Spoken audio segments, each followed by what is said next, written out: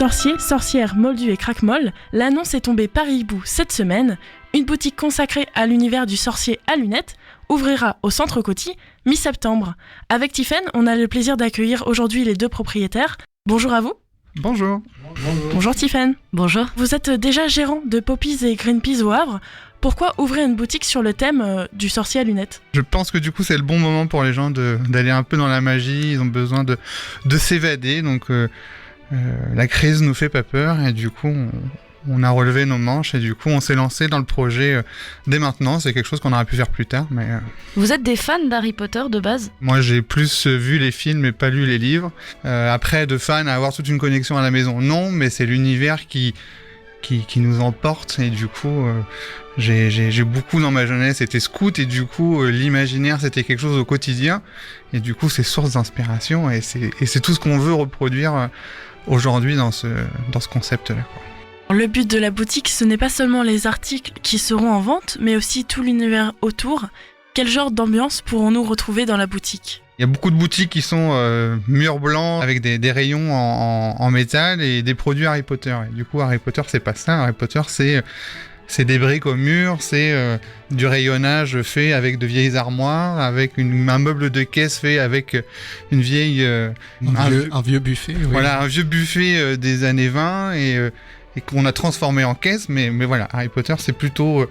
plonger les gens dès l'entrée dans cet univers-là, plutôt que de rentrer dans une simple boutique et trouver des produits Harry Potter. C'est pas une ouverture classique qui nous attend, du coup on a vu ces dernières semaines qu'il y a eu toute une partie chinage des meubles, etc. Par la suite, il y a certaines boutiques du coup dans le genre sur le thème aussi d'Harry Potter qui organisent des événements outre du coup la vente, etc. comme des chasses au trésor ou même des rencontres d'acteurs. Est-ce que par la suite c'est des choses qu'on pourra aussi imaginer pour la boutique au Havre ? Oui, tout à fait. La seule contrainte qui va être par rapport à d'autres boutiques, c'est que le fait qu'on soit en galerie commerciale et du coup la crise sanitaire fait que on sera plié à certaines mesures qu'on va devoir adapter en fonction de l'évolution.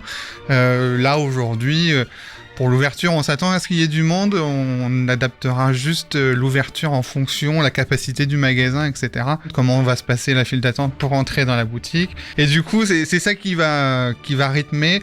Là, on sait qu'il y a un concert avec un membre des Weasley qui vient en décembre. Notre souhait, on les a déjà contactés pour qu'ils puissent venir faire un petit tour dans la boutique. Maintenant, je pense qu'il va falloir encore attendre pour qu'on ait une réponse et dire si oui ou non on pourra faire ça, quoi. Pour l'instant, rien n'est joué. Mais oui, c'est totalement dans l'envie qu'on a. Allez, ça va encore une fois au-delà. On sait qu'il y a un escape game Harry Potter qui se fait en centre-ville, qui est peu connu, mais qu'on a déjà fait et qu'on aimerait mettre en valeur. Et puis, pourquoi pas lui apporter une petite touche de fantaisie. Les fans havrais suivent déjà énormément la page Facebook sur laquelle vous donnez déjà beaucoup d'indices. Est-ce que vous pouvez donc déjà nous donner une idée des articles qui seront mis en vente ? Oui, alors on va retrouver toute une collection de baguettes. Ça, c'est ça qui est assez drôle dans l'univers d'Harry Potter, c'est que tous les sorciers qu'on voit ou on voit dans les livres ont leur baguette qui a été sortie. Donc ça veut dire qu'ils ne sont pas tous visibles parce que forcément on a une collection restreinte en magasin parce que ça représente entre 50 et 60 baguettes différentes. Mais du coup, chacun pourra s'identifier si c'est Bellatrix ou si c'est le père de Drago Malfoy. Et ben, du coup, on pourra retrouver cette baguette-là. Et on s'engage, du coup, si on ne l'a pas en boutique, à pouvoir la commander uniquement pour les clients. Parce que chacun doit pouvoir s'identifier à son sorcier préféré. Et du coup, même si c'est quelqu'un qu'on a vu peut-être un quart d'heure dans un des films ou très peu dans le livre, et ben du coup, on doit pouvoir trouver sa baguette. Et puis du coup, un des gros enjeux en ce moment, c'est qu'on rentre déjà de la marchandise parce que énormément de ruptures. Hier, on a reçu déjà 3 palettes de baguettes et autres parce qu'il faut déjà rentrer aujourd'hui parce que les baguettes de dispo aujourd'hui sont plus celles de demain. Là, on a déjà commandé plein d'autres choses qu'on va pas forcément tout dévoiler, mais on fait rentrer déjà des choses qui sont assez folles. On va avoir des pièces pas uniques, mais voilà, très peu d'exemplaires, moins de 500 exemplaires dans le monde. On aura un élément de décor qui sera très impressionnant et qui lui sera fabriqué à moins de 500 exemplaires dans le monde. Justement, est-ce qu'on va retrouver uniquement des produits sous licence ou est-ce qu'on aura aussi des produits de créateurs, etc. Je pense il y a des bijoux aussi qui sont faits par des personnes qui créent des bijoux mais sans être sous la licence Harry Potter.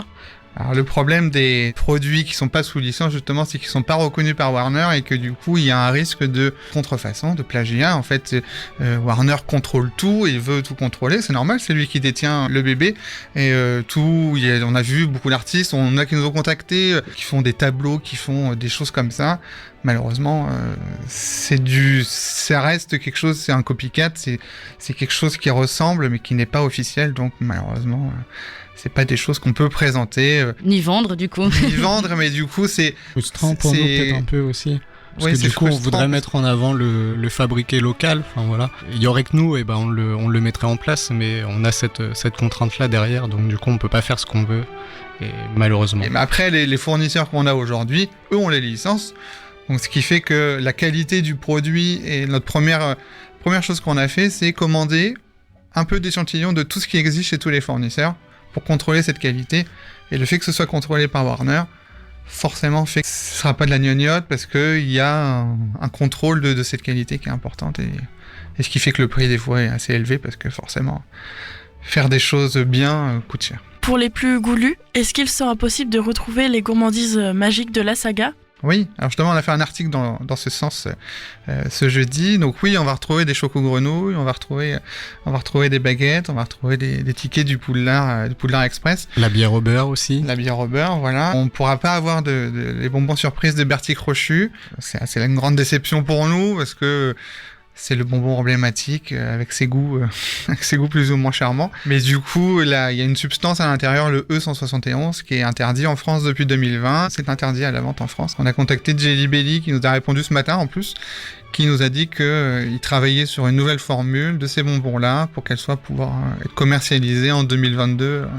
De nouveau commercialisées du coup. Ça, moi, je me demande toujours comment ils ont réussi à créer le goût vomi. Ça, par contre, c'est vraiment pas bon. Voilà, mais se dire, genre, on va faire un goût vomi. C'est particulier. C'est ça, effectivement. Et puis, il y en a d'autres qui sont vraiment flagrants, le gazon, le savon. On a vraiment l'impression d'avoir mangé du savon. C'est assez... Mais du coup, voilà, c'est quelque chose qu'on pourra pas commercialiser. Tout de suite, voilà. Nous, on a fait le choix. Après, certains le vendent. On peut pas non plus faire n'importe quoi.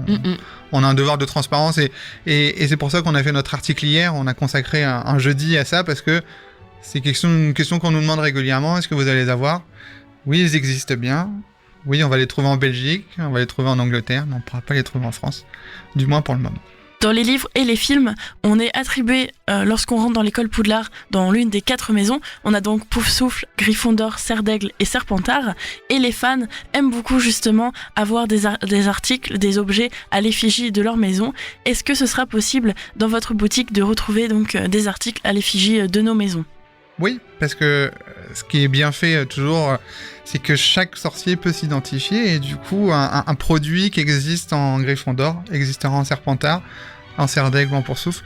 Et du coup, c'est ça qui est assez drôle, que ce soit une cape, une écharpe, un porte-clés, seau pour fermer des lettres, des marque-pages, vous allez trouver des mugs, vous allez trouver des bonnets, des gants, tellement de produits, des serre-têtes, des chouchous pour les cheveux, des pins, tout ça c'est décliné dans les 4 maisons. Alors, on va pas se cacher qu'il y a toujours une maison, celle de Gryffondor, qui est plus emblématique et parce que Harry et Hermione, faut pas dire ça.